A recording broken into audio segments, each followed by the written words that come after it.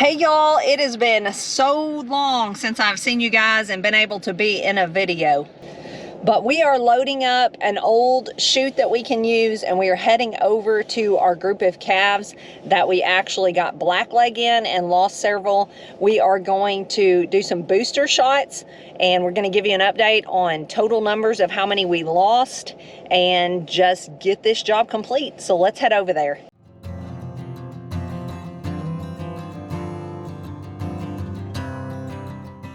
Whew! Thank goodness. I've been trying to power the camera on and it would not come on. So if you can't tell, today is a different day. We kind of got rained out yesterday and we got smoked by 5 calves that would not come up. We chased them around and chased them around and chased them around the field. While doing that, Andrea left the truck door open. The camera was setting out, hoping we'd get footage of them coming through. And it came a torrential downpour. So we quit. We said, finally, enough's enough. We're not doing this again. So I came back today by myself, originally like we always feed them, except I fed them in this corral, but I was in Andrea's truck, didn't have the trailer, didn't have the tractor over here. There were just several factors yesterday that they knew something was up. They're smart creatures, and they can tell when something's different, and something was definitely different yesterday. So I come over here, I drove through the field just like we always do, started putting out grain. All of them except B1, and B1 is one of the ones that is Bruce's that will not come up to grain. She'll leave the rest of the herd that's there eating grain and go back and eat hay. We got a couple other South Poles like that they just don't have any interest in grain. So she was a little more tricky. I drove off and she just sat there looking at them. I turned around in the truck and just kind of eased behind her and pushed her a little bit, and she went on in the corral. So yay, I got all 28 calves, and we've got the chute already set up, ready to go. So now all I got to do is go back home and get Andrea, get the meds, get everybody geared up. It's actually a nicer day today. Yesterday was cold. It is windy today. You can probably hear that in the microphone, but it's not raining. It rained most all day yesterday. It would have been miserable out here, but when we got time to do something, we got to try to get it done. Just didn't work out yesterday, so we called it quits. It's going to work perfectly today, so we're going to get busy.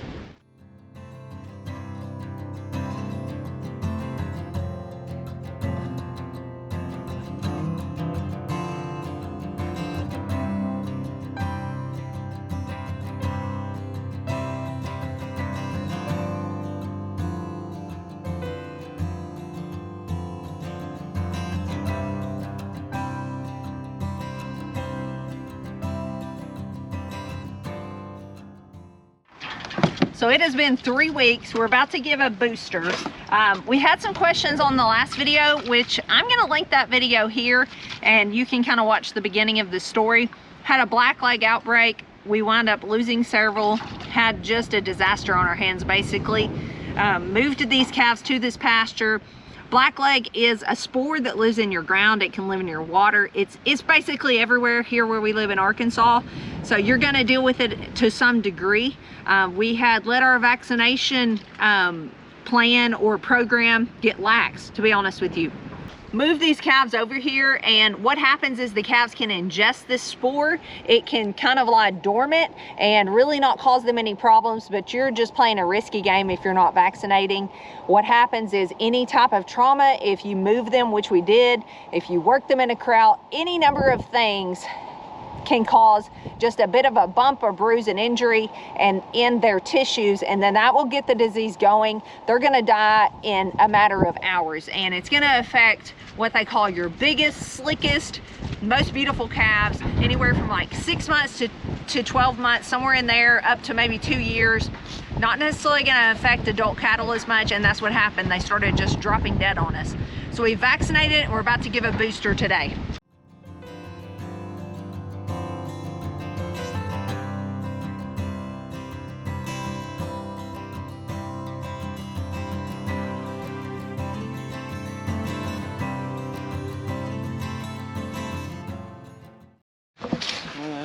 to a good start, is it?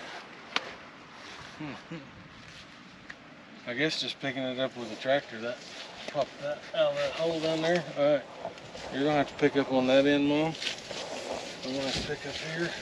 So we're gonna pick up and put the bottom back in there.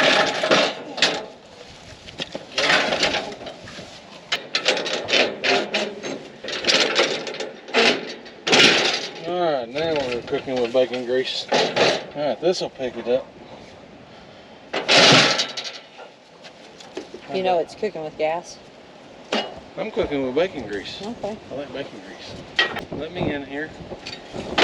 Looks like I bent that.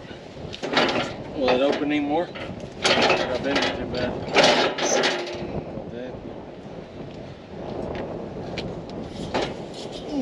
Alright. I've been waiting for this day. Put your head in. Put your head in there. That's it. Now, well, we're going to have a talk. I can't get out. Ow, my toe.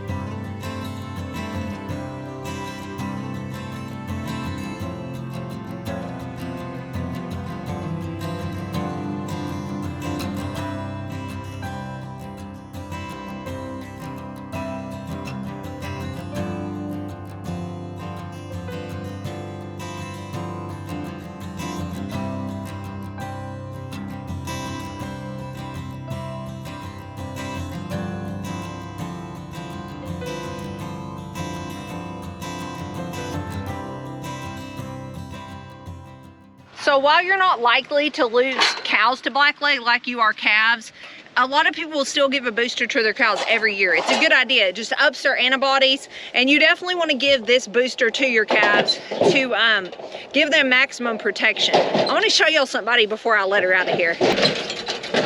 Y'all remember little Hope Miracles baby? She is doing great. We're gonna let her out. She's a little wild thing. There she goes. And also another fact to note is that when you do vaccinate your mama cows every year, you're just giving them antibodies and protection to pass on to their calf each year through their colostrum. So it's a cheap vaccine, it's easy to do, and really it's probably something we will never skimp on again.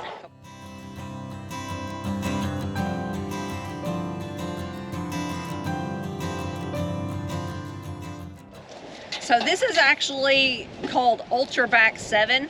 This has a vaccine for 7 different, or antigens actually, for 7 different diseases. You can get all kinds of combinations. I told y'all this on the last video, but I would recommend going to your local feed store and seeing what they recommend. But that's what we're using today, is UltraVax 7.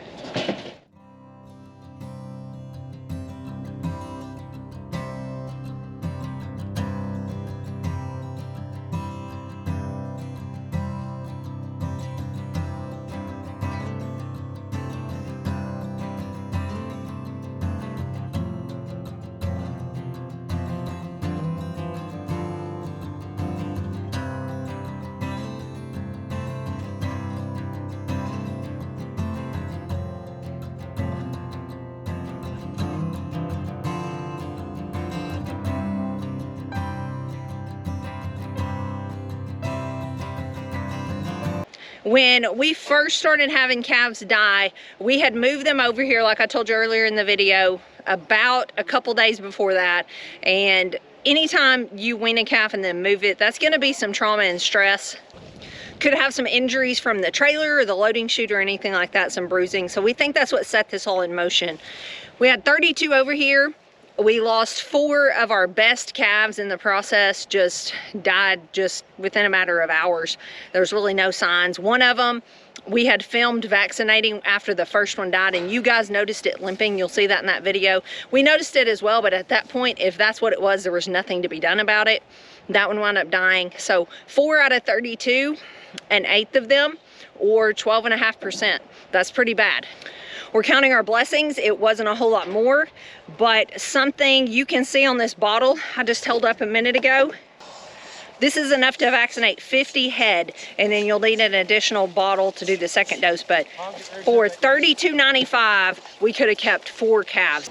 So you can see, for something cheap, could have been easily avoidable. We'll learn a lesson from it. Keep going.